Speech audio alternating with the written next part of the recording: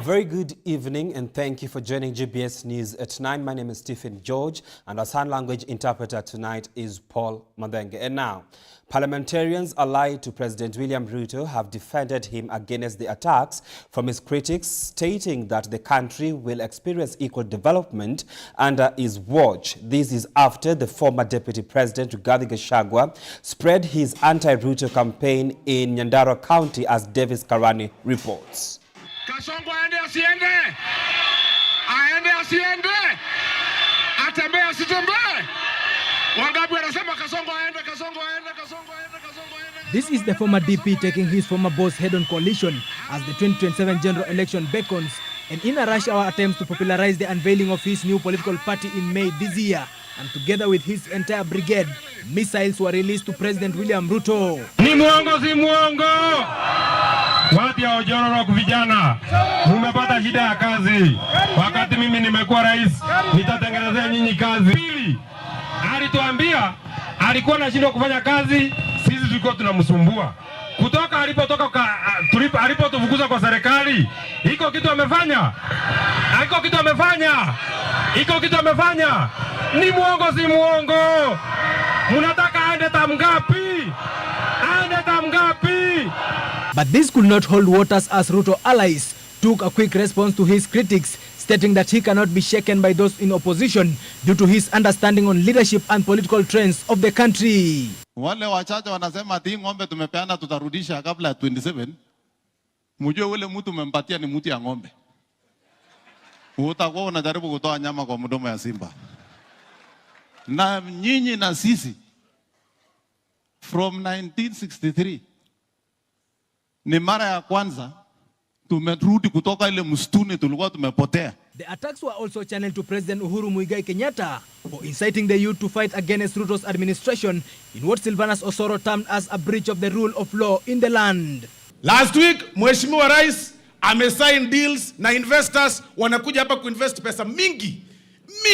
Wengine 19 billion, wengine 3 billion, wengine 20 billion wanakuja kuinvest. Tena jana niliona kwa TV wakisema, Mheshimiwa Rais ameenda China, mbona anataka wa China wakuje kuinvest, si atafute wa Kenya wa invest. Munataka nini? When will Kenyans receive results from the leaders they voted in, apart from heavy and unimplemented promises? The moving time will express all out. Davis Karani, GBS News, Nairobi. Moving on swiftly, Deputy President Kithure Kindiki today toured Samburu County to inspect and commission several government development projects in the county. Accompanied by the county leaders led by Governor Jonathan, the DP assured the residents of the government's commitment to fully eradicate banditry in the region.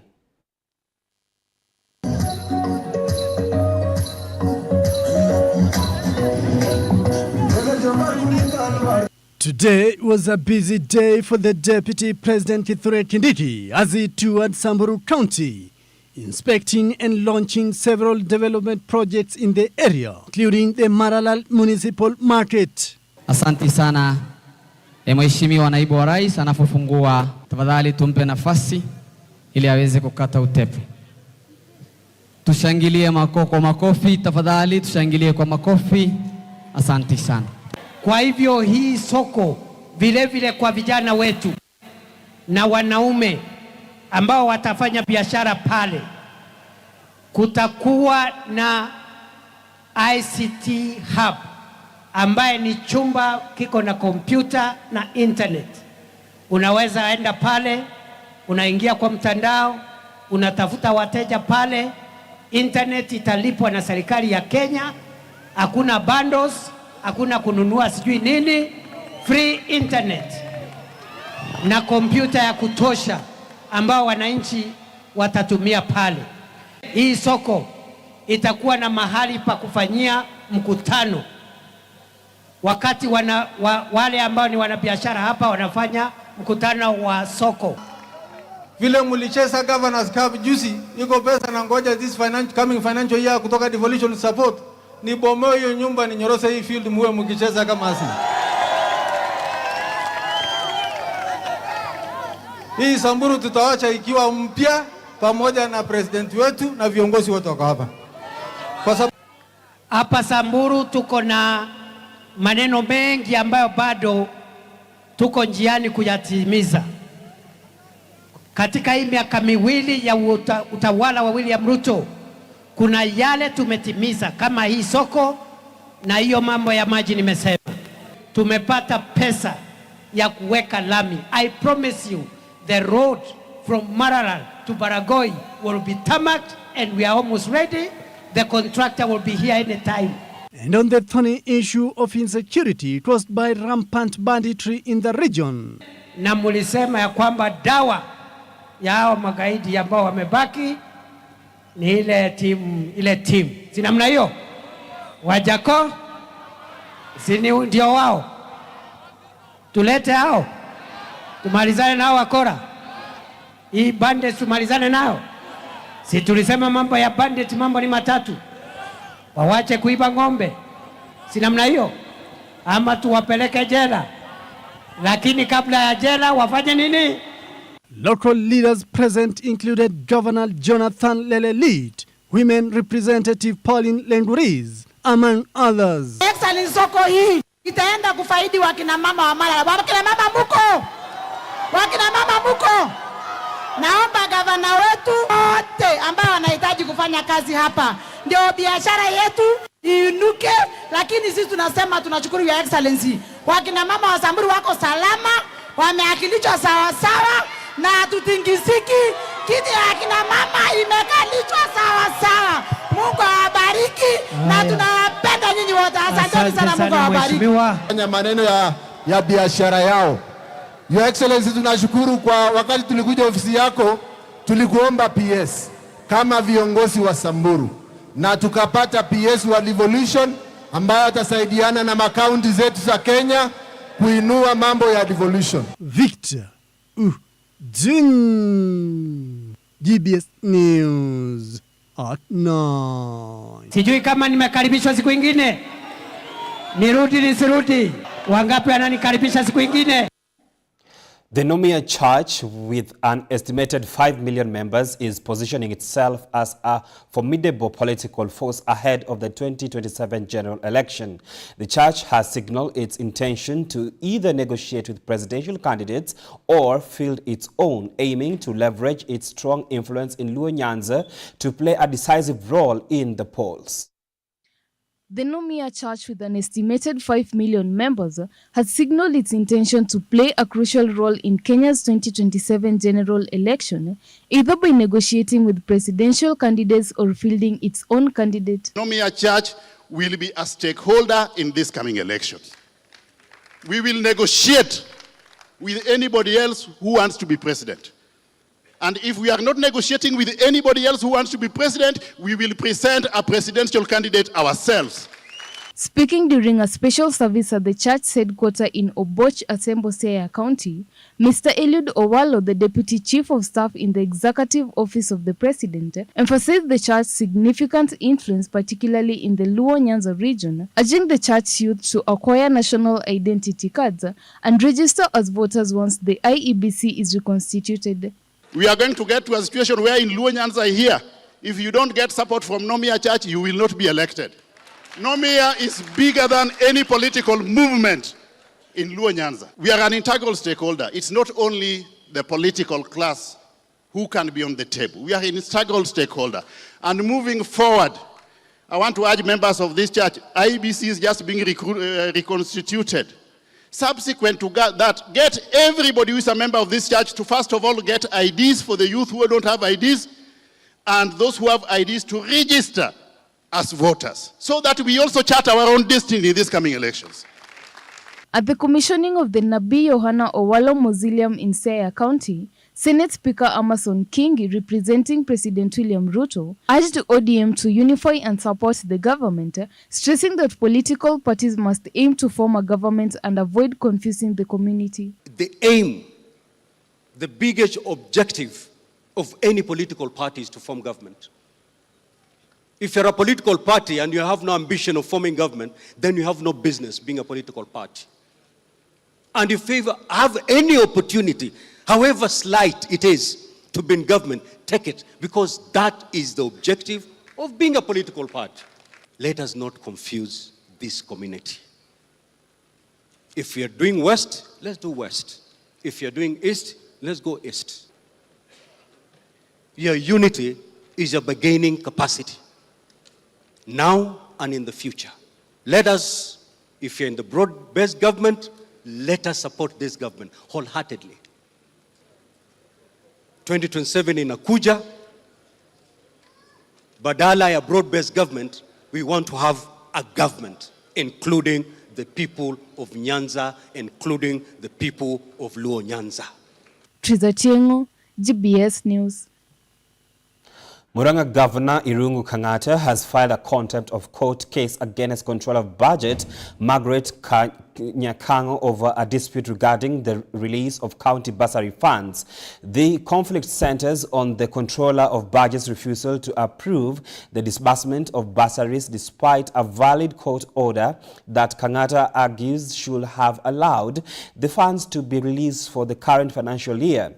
Kang'ata contends that the court's directive to hold the issuance of bursaries did not apply to the current year's budget. He accuses Dr. Nyakango of violating a court order by withholding approval for the release of the already budgeted bursary funds, which he argues it is critical as schools reopen. He maintains that the Controller of Budget's refusal has disrupted support for needy students, potentially forcing many to drop out of school due to lack of funds. Dr. Nyakango has argued that it is irregular for counties to issue bursaries for primary, secondary and tertiary education since, under Kenya's constitution, these are national government functions. She maintains that only Early Childhood Development Education, that is ECD, is devolved, and any county support for other educational level requires a formal transfer of functions and intergovernmental agreement, which most counties lack. He has declined to authorize expenditure on bursaries. The schools are reopening tomorrow. She has been doing so for the last so many years. What has happened? In just 2 months ago, what has happened? That whatever legal basis that was there last year, it is still obtaining now. You see, it is still obtaining now. What has happened? Okay, fine. She has given that direction. Where is the Ministry of Education? Give us the document that you want us to sign. We will sign. Counties are unable to help millions of children in high school, despite the schools opening tomorrow, on the basis of the refusal by the CUB to allow us to expend this money. Moving on swiftly, in a crucial meeting with the United Nations country team, the Prime CS Musalia Mudavadi has raised alarm over the soaring cost of public participation processes in Kenya. While recognizing the constitutional importance of citizen engagement, Mudavadi called for a more cost-effective approaches, urging the integration of technology to lower expenses. He also introduced plans for a new public participation bill aimed at streamlining citizen involvement in decision-making.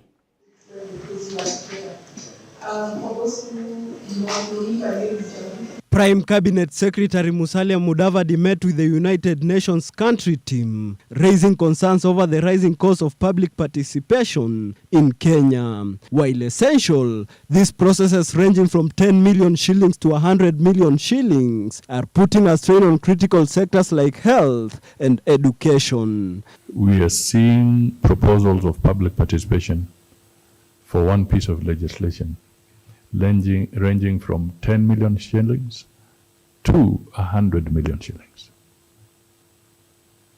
It's not tenable. It cannot work. If you talk of how many roads would you do? How many water projects would you do that have the direct impact on the people? How much medicine can we provide in public institutions? Mudavadi emphasized the need for technology-driven solutions to make public engagement more affordable and efficient. There are two issues that we are grappling with. One is cost in terms of the financial implications, and then the other is cost in terms of time, the lead time between formulating something and implementing, and that of course feeds into the political boiler room, depending on how you manage it. So we really need some urgent intervention here, I can tell you that. Mudavadi also introduced a public participation bill aimed at creating a structured framework for citizen involvement. He warned that inadequate participation could lead to the nullification of government policies, stressing the need for cost-effective methods that maintain public involvement while protecting finances. He also celebrated Kenya's new foreign policy sessional paper, strengthening the country's global position. UN resident coordinator Stephen Jackson commended Kenya's democratic progress and reaffirmed the United Nations support for Kenya's efforts in enhancing public participation and achieving sustainable development. We have a small, but I hope very catalytic, multi-partner trust fund that some brave donor partners are putting money into here at the Kenya level that is really about incentivizing that joint work. And finally, one big highlight during 2024, we became the first United Nations country team worldwide to launch a common back office. That's putting together our financial, administrative, human resources, procurement, IT capacities across not just the 25 agencies, funds and programs, but also the global headquarters and so on. So Kenya was the first. Both parties agreed on the importance of strengthening public participation as a key driver for sustainable development and Kenya's long-term success. Elvin Muyodi, GBS News. It is time for us to take a short break. Keep your feedback streaming into our social media platform at GBS TV Africa. The SMS line is 214. We'll be right back.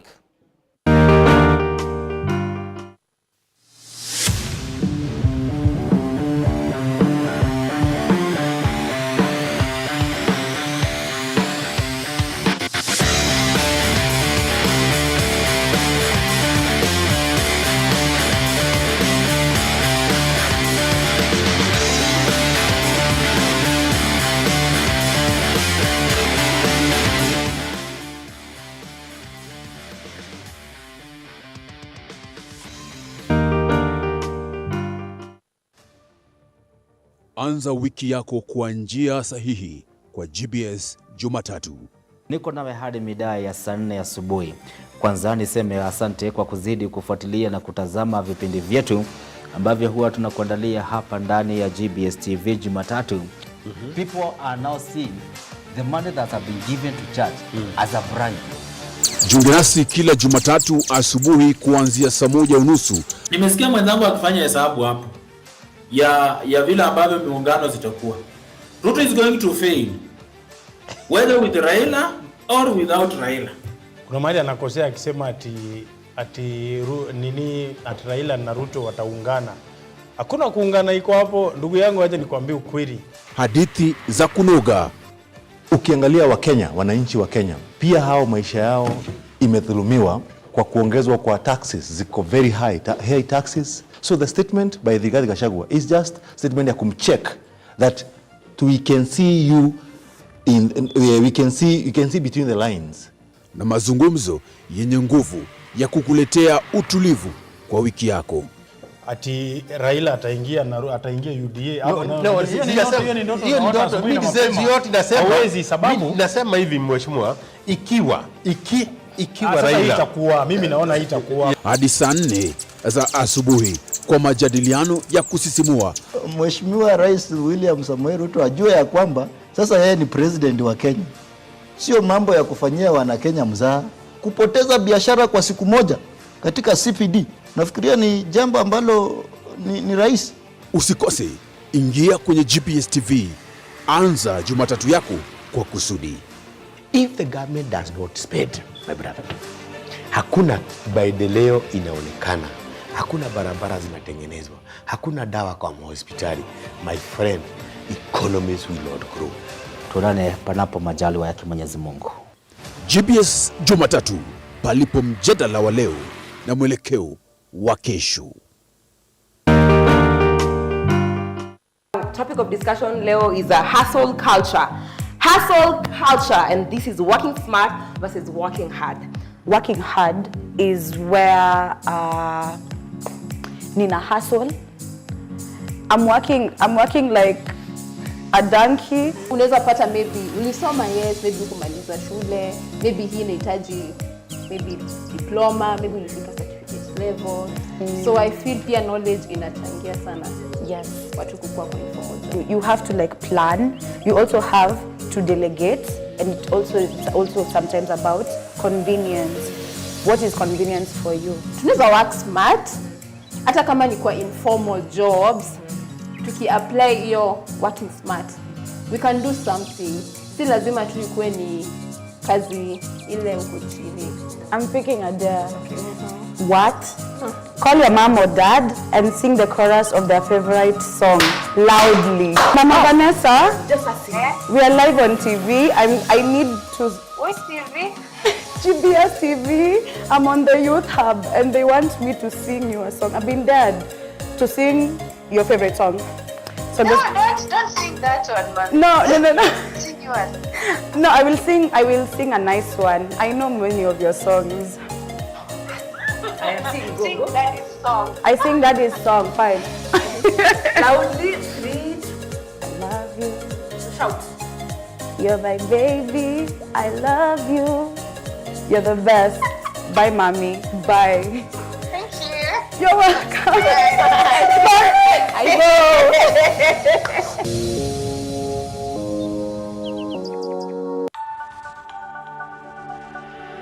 Everywhere, GBS.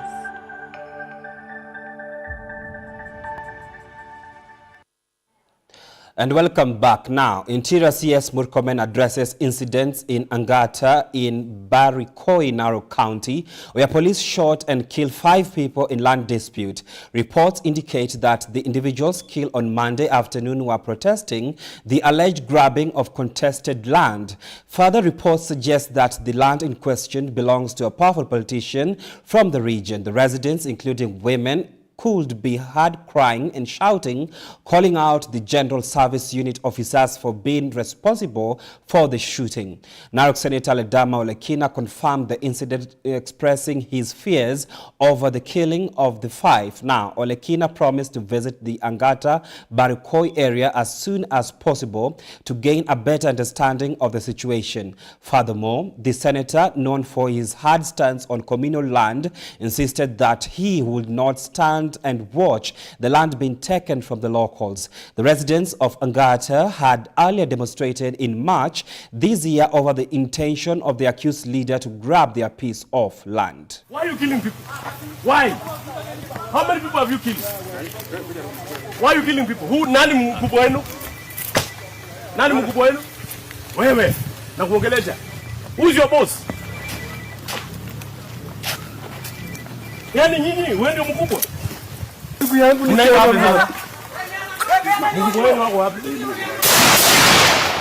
In this area, we were not very sure about what exactly was happening.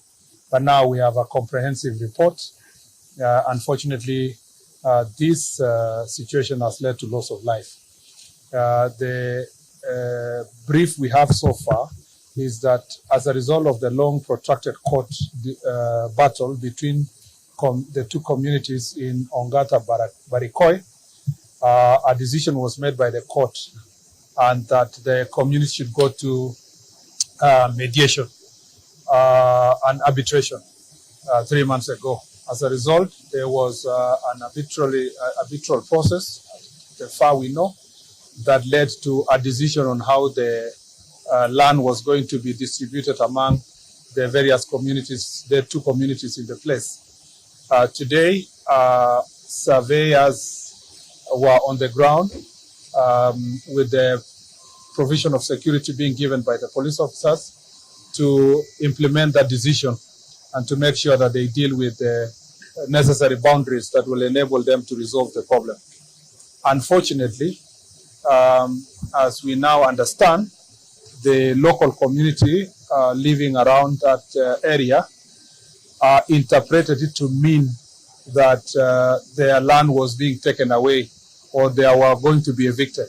As a result, there was a mobilization of so many young people.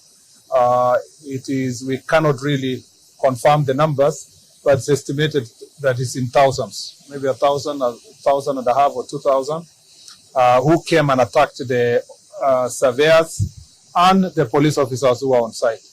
As a result of this fight, it is now projected that 5 people have died. The reason why we cannot really confirm the number now is that the calm has not been fully restored in the area to enable security officers to establish the real facts. But from the information we have is that 5 civilians have lost their lives, sadly, and that 5 police officers are injured, and one of which is critical injury because he has an arrow lodged in his head, and it has taken a long time to also evacuate that police officer to a hospital because of the situation around there. Gay Member of Parliament Elisha Odhiambo has criticized former President Uhuru Kenyatta over his recent remarks urging the youth to stand up for good governance. Speaking during a tour of his constituency, Odhiambo accused Kenyatta of inciting the public against a democratically elected government and defended President William Ruto's leadership, while also criticizing former Deputy President Rigathi Gachagua.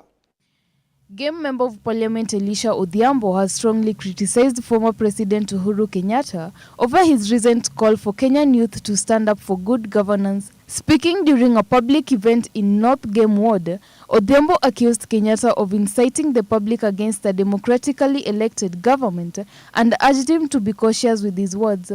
While you have a democratic right to talk about Kenya, you should be the last person talking about discord in your own country. Encourage the youth to rise against a democratically elected government. I think you need to be called for what it is. As a former president, we have due regard to what you did during your presidency. But to call upon the youth to rise up is a wrong indicator. I want to encourage Uhuru Muigai Kenyatta to think about Kenya. The legislator questioned Kenyatta's credibility to speak on governance issues, citing regional favoritism and unresolved human rights concerns during his term presidency, including the Yala body dams. And let me equally remind you that the people who are being brought to River Yala, who are dumped here in Game, where I'm speaking from, were dumped during your regime. So you should be the last person to cast aspersion to the leadership of this country, casting aspersion to the leadership of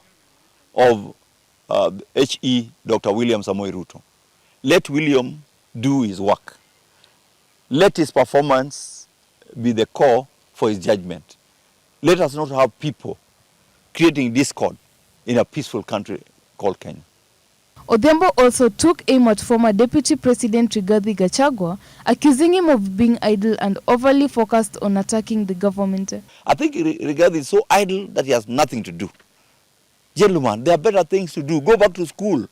Go to UK, study, do some masters, then come back. Campaign is not now. Campaign is 2027. So if you want to campaign, start from December 2026. Let the country develop. Let us move forward. Reaffirming his support for President William Ruto, Odhiambo urged Kenyans to ignore divisive rhetoric and prepare for Ruto's second term. There is no president in Kenya who can serve one term. So even for Dr. William Samoei Ruto, we'll swear him in at 5 a.m. in the morning. So gentlemen, let's get rested that William will finish his term. Then there will be election, it's 2032. He also called on Nyanza governors James Orengo and Professor Anyang' Nyong'o to align with the government or step down if they feel uncomfortable, emphasizing the need for peace and unity in the region. I encourage Professor Nyong'o, I encourage Orengo to allow Luos to be who they should be. Our people have died enough. Our people have been in the position for the rest of our lives. Let us now stay in government. If Orengo and Nyong'o want to be outside government, go to Nyeri. That's where headquarters of opposition lies. Siaya, Kisumu, these are places where people have embraced broad-based government led by Dr. William Samoei Ruto and the Right Honorable Raila Amolo Odinga. Triza Tiengo, GBS News. Kenya's health sector unions are threatening to call for a nationwide strike, escalating tensions over both legislative reforms and long-standing employment grievances. Health workers have issued a 14-day ultimatum to the government demanding withdrawal or significant amendments to the proposed Quality of Care Bill 2025. The bill seeks to defund and merge various health associations and unions into a single regulatory body, a move unions argue would undermine professional autonomy, lower healthcare standards and disrupt effective regulation. Now, leaders from the health sector's caucus representing multiple cadres have condemned the bill, warning that its passage will trigger a nationwide strike if their concerns are not addressed within the deadline.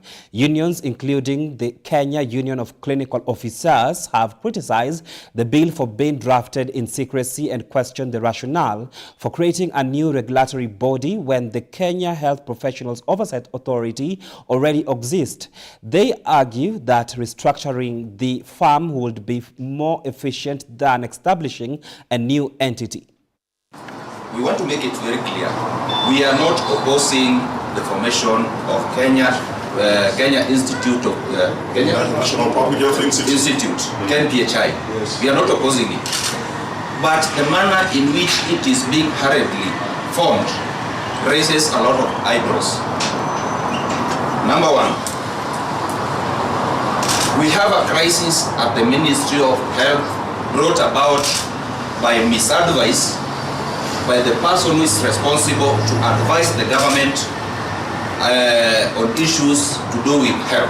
What we want is the structures to be in place, and those structures, especially the human resource aspect of it, we have exactly, and interestingly, we have huge shortage at the Ministry of Health. These are ample time, even for the SAGA and Kenya National Public Health Institute to do and advertise, employ. These are ample time to utilize that. Even allocation of the funds, this is the ample time. Yeah. So we are not opposing anything. We are in support of it. But at the end of the day, we want it to follow the due procedure. Moving on swiftly, Embu County Commissioner Jack Obuo has cautioned residents living in landslide-prone areas to be vigilant due to the ongoing heavy rains. This was after a landslide cut off over 3 acres of farmland in the village in Embu County. Now, that was on Tuesday last week, landing to destruction of livelihoods of over 10 families. No one was injured during the 7 a.m. massive landslide that left behind close to 10 feet gully as land surface, stretching over 500 meters, washed away into River Ena. The landslide washed away crops, including arrowroots and muguka stems, also affected was government land that served as water intake for Embumbere in the 1970s, before relocation to the upper side of River Ena, where pumps and water pipes were destroyed. The county commissioner called on residents to desist from carrying out any activity in the area until a proper assessment is done. Tumetoa onyo kwa wananchi wetu pia wakuwe waangalifu kidogo wakati huu wa mvua, kwa sababu kuna areas ambaye ziko na ile history ya landslides, na sana sana hapa area kama Ena. Juzi tulipata incident moja ambaye kuna area karibu Ena River ilikuwa affected na landslide, na kiwango kikubwa cha mashamba ilioshwa ama ilienda na maji, lakini kwa bahati mzuri hatukupata madhara ama maisha binadamu ama watu wakakuwa displaced ama mtu kupotesha maisha. He also reported that the County Disaster Management Committee was assessing the impact of the ongoing heavy rains and advocating safety measures for communities in landslide-prone areas. One of the affected residents, Joshua Kinyua, said that the landslide had left them hopeless as the crops they depend on for upkeep were washed away. Tulikuwa tukitumia hii samba kulima na kuuza hiyo vitu. Tulikuwa tunalima miwa, ndoma, mandizi. Ndizo tulikuwa tunasomesha watoto wetu nasa. Ndizo ilikuwa tegemeo letu. Ukiangalia hii ni kama eka 3 ilienda.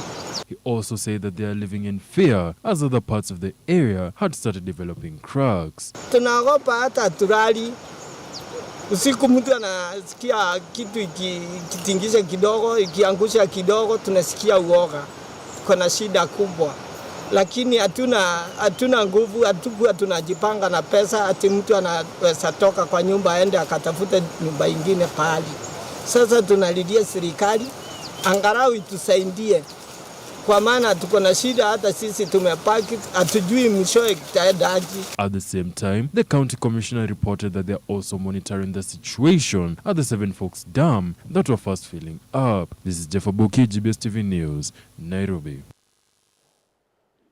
Senators have summoned Labour CS Alfred Mutua and officials from the National Employment Authority to respond to concerns about the status of diaspora jobs following allegations that agencies involved in the recruitment process conned hundreds of job seekers. The Senate Labour Committee, chaired by Kajiado Senator Lenku Seki, has launched investigations into the controversial Kazi Maju project after reports indicating that more than 300 Kenyans were defrauded by agencies accredited by the National Employment Authority. Now, revelations before the committee following the intervention of nominated Senator Gloria Oroba detailed how victims were compelled to pay 55,000 shillings in facilitation fees for medical checkups, visa processing, and certificate of good conduct before their intended departure. The recruitment drive reportedly took place in Kabete in December 2024, targeting job seekers across various industries including carpentry, driving, and masonry. Applicants were initially asked to pay 15,000 shillings for medical examinations, described as a standard procedure before traveling abroad. Weeks later, applications were recalled to the Kenyatta International Conference Center to collect offer letters, but were instead asked to pay an additional 40,000 shillings to facilitate the processing of visa documents, certificates of good conduct, and other paperwork. Kwanza niliona kwa minister naitwa Ezekiel, nilikuwa nafuata Facebook yake. Sasa vile niliona nikasema wacha ni apply hiyo kazi. Bahati nzuri tukaitwa hapa Kabete. Nikatoka Kisii nikakuja nikafanya application. Hiyo siku tulikuja watu walikuwa wengi sana. Sasa tukafanyiwa interview. Baada ya interview tukaambiwa tulipe pesa ya medical 15,000. Mimi nilipiga simu nyumbani nikaitisha mtu wa chama akanitumia 15,000 na nililipa. Sasa kutoka siku hiyo hatujaona mwelekeo wa kazi. Tuliambiwa tusubiri, tutaitwa. Mpaka saa hii hatujapata mwelekeo. It is time for us to take a short break. Keep your feedback streaming into our social media platform at GBS TV Africa. The SMS line is 21144. We'll be right back.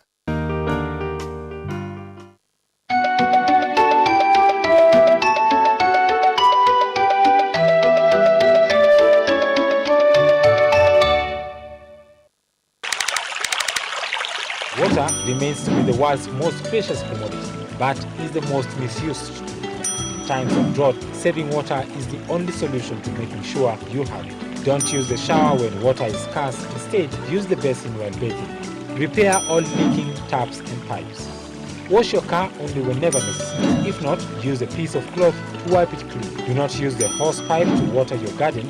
Instead, use the water you clean your vegetable with to water your flowers. Do not release wastewater into rivers. Note that your downstream is someone else's upstream. Of all the waters available on Earth, only 1% is fit for human consumption. Every drop counts.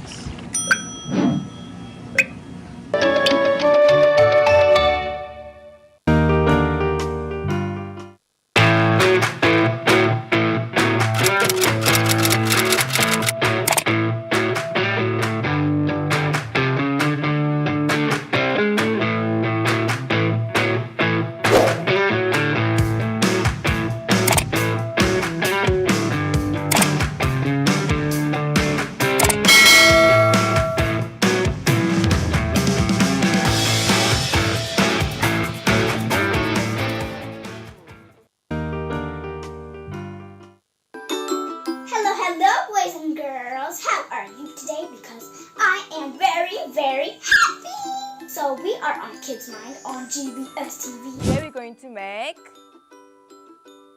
ta-da! A boba tea letter set.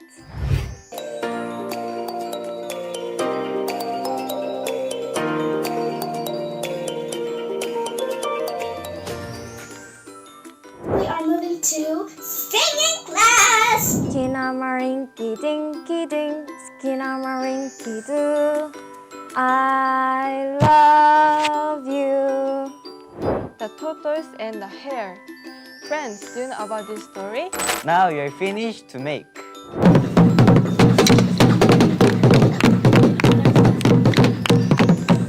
Enjoy yourselves, everybody.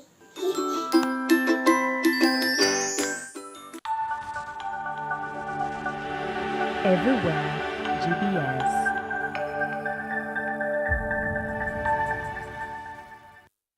And welcome back now to international news. Namibia's agriculture minister has been sacked after being accused of raping a 16-year-old girl 5 years ago. Now, Mark Albert Hengari was arrested on Saturday after allegedly attempting to bribe the victim, now who is 21 years old, to withdraw the case against him. The police say Hengari, who is 59 years old, who has denied any wrongdoing, appeared in court on Monday and was denied bail. This is the first major scandal for the Namibia's first female president, Netumbo Nandi, since she took office last month. The statement from the president's office did not indicate the reasons for the dismissal, but said Hengari had also been dismissed from the National Assembly. Hengari was nominated to parliament by the president to represent the ruling party SWAPO. He is under investigation for multiple charges related to the case, including kidnapping, rape and assault, police say. Earlier today, he appeared before a magistrate court in the capital, facing a charge of obstructing the course of justice. He and his co-accused will remain in custody until 3rd of June, when the next hearing is scheduled. They were denied bail on the grounds that they could be a flight risk and could seek contact witnesses.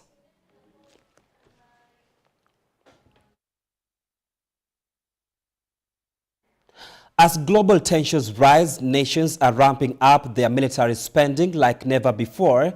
In 2024, countries spent a record-breaking of $2.7 trillion on defense, the fastest increase since the Cold War. From the war in Ukraine to conflicts in the Middle East, military budgets are increasing and reshaping the global landscape. Here is more on the report. The global military spending hit a record $2.7 trillion last year, the fastest increase since the Cold War in 1989. A report by the Stockholm International Peace Research Institute shows a 9% jump from 2023, fueled by conflicts and rising global tensions. Russia ramped up its defense budget by 38% to $149 billion, while Ukraine spent $64.7 billion. The United States led all nations, spending nearly $1 trillion, which is 37% of the global total. Germany topped Western Europe, spending with $88 billion, and Israel's budget increased 65% to $45 billion, amid its war on Gaza. China's military spending rose to 7% to an estimated $314 billion. The sharp rise in global military spending reflects a world grappling with conflict, insecurity, and shifting power dynamics. As nations pour more into defense, the trend signals a growing prioritization of military strength over diplomacy, raising urgent questions about the future of global peace and stability.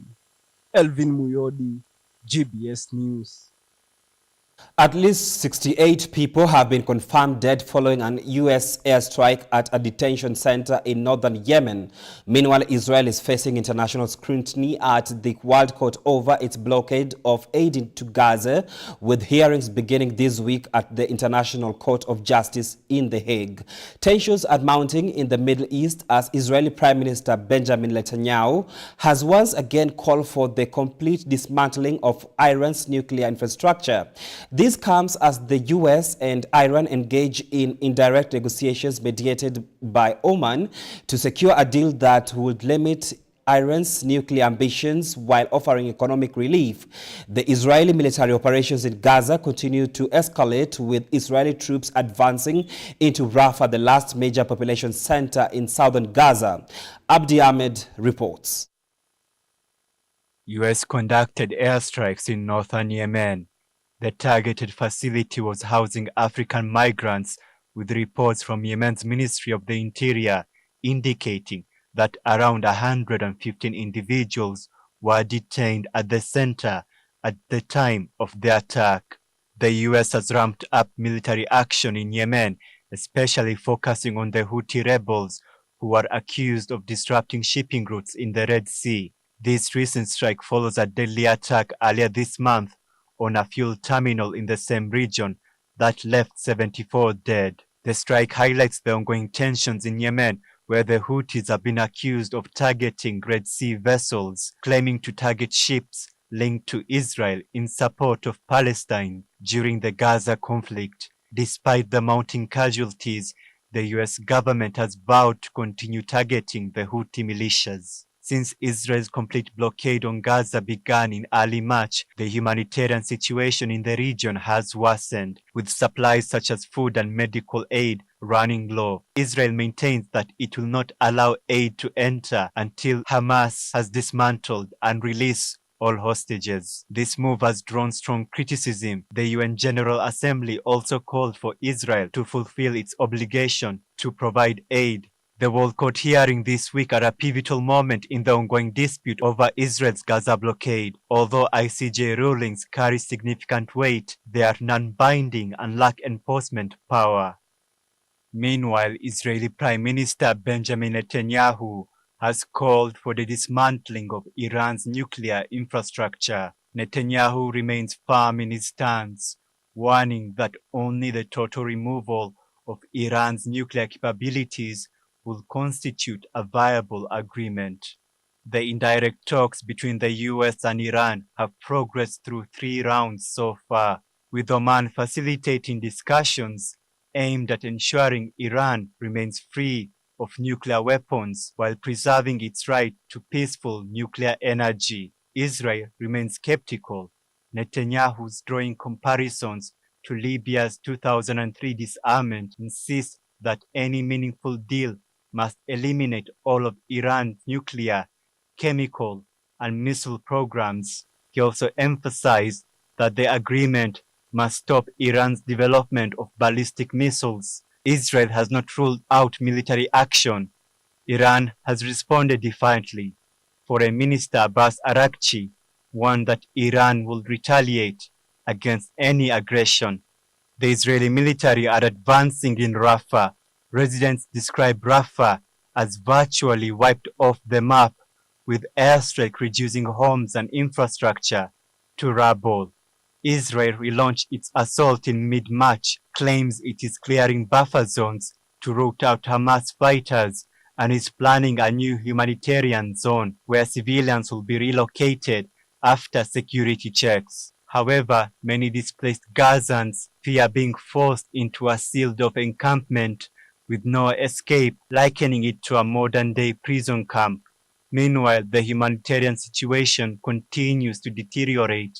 Aid groups warn of famine-level hunger as people survive by foraging weeds and even turtles, while access to medicine and basic health care remains virtually non-existent. 52,000 Palestinians have been killed since the war began in October 2023. This unfortunate death toll marks the hopeless reality that many Palestinians are facing.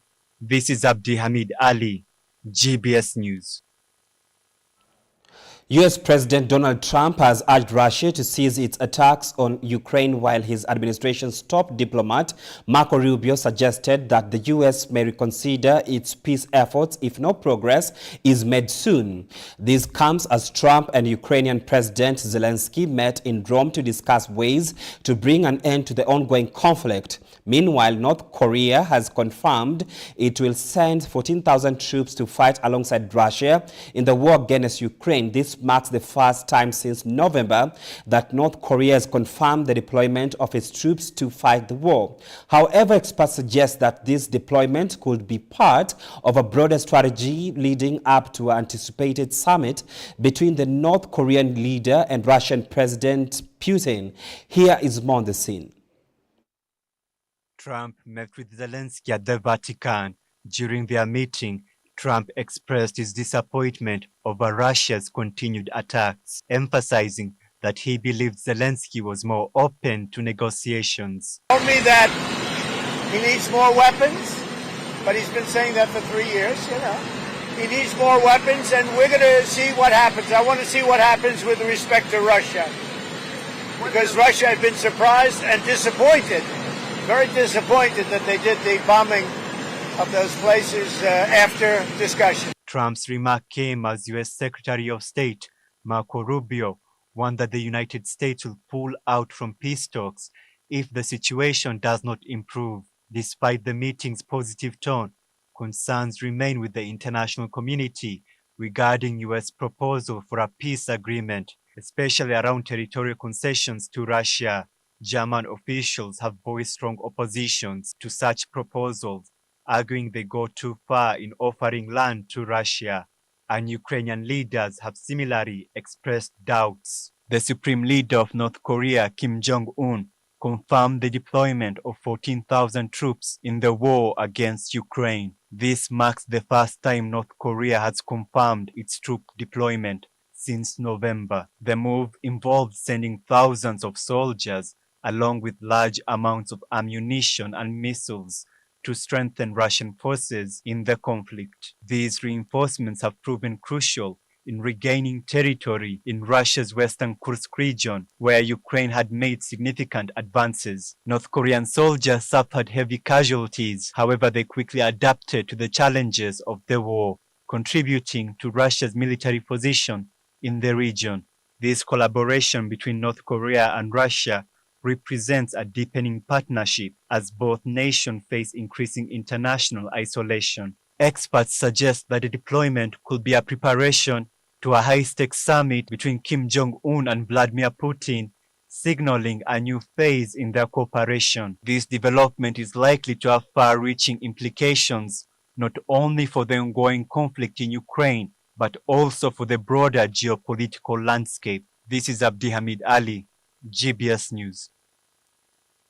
Well, we have come to the end of the news bulletin. It is always a pleasure having you on board.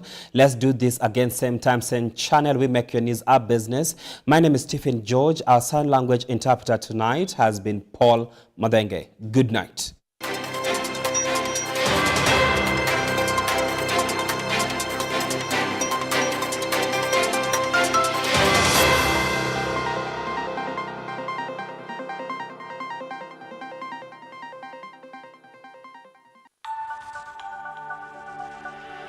Everywhere, GBS.